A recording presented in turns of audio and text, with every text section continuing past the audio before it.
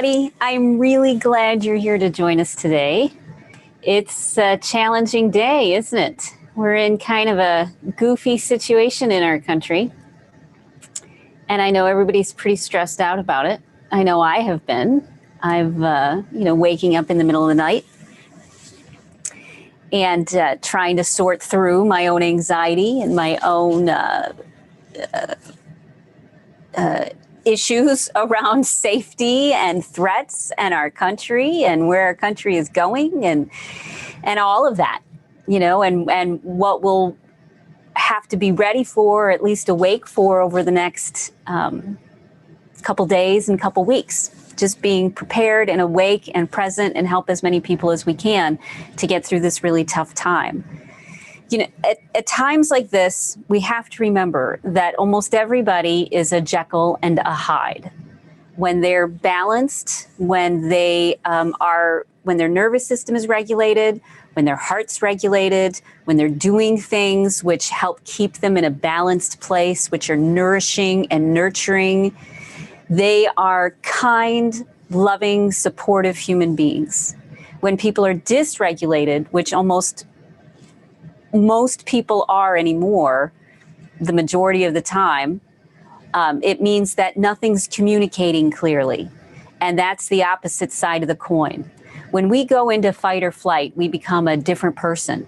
We go into our reptilian brain, and all of the other brains that promote peace and empathy and care, those are kind of shut off because we're all in what do we need to do to survive. And that's where everyone who was part of the protests, everyone who were part of the mob action, everyone who was part of the threats and the violence, that's where they're at for the most part. They are in fight or flight without knowing it.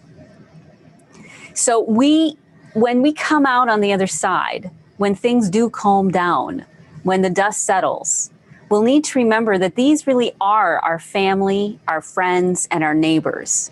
And it's not that they're horrible people. It's not that we're each a bad person and you're out to get me. It's that we're all doing the best that we know how. And most of us are dysregulated. When I woke up this morning at 4 a.m., which isn't uncommon for me, I like to use it as a meditation time. I noticed how anxious I was. And the thoughts that it makes you think. It makes you think that you're worthless. It makes you think it's somebody else's fault. It makes you think that you're helpless. All of these feelings come up when we're dysregulated and in fight or flight. And it can turn people into threats. It can turn them into villains. And when that happens, we look at them and we say, you're a bad guy, you're a villain, you're a horrible human being, whatever side we're on. We do that. And I think it's really important that we remember to look past the dysfunction, to look past the anger and the suffering and the hurt, but not ignore it. Not give it all fuzzy wuzzy pink slippers. Realize that it is dangerous and it is aggressive and it is threatening and that it can get out of control and people can get very hurt. 4 people died yesterday, one of them because they were shot. So we can easily become that destructive version of ourselves. And sometimes it has a place when things need to be overturned, when kindness isn't the norm and people are suffering way more than a lot of people in the US are suffering. We tend to have even though it's very hard in many areas, we've managed to survive. So at the end of this, we're really going to have to look at our neighbors and our family and our friends, because we all have neighbors on the opposite side. We all have friends and family on the opposite side, and realize that when we act out our fears and our fright, when we act them out, it destroys things. And so we need to help people learn how to get the things that they need, how to nourish themselves, how to feel good about themselves, how to feel good about their place in the world. It's not about punishing people for behaving badly. It's recognizing that they are behaving badly, setting up the safeguards we need to set up so our family and friends can be safe.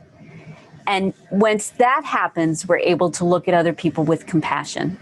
Brene Brown once said, she said, the most empathic, compassionate women that she knows are the ones who have the best boundaries.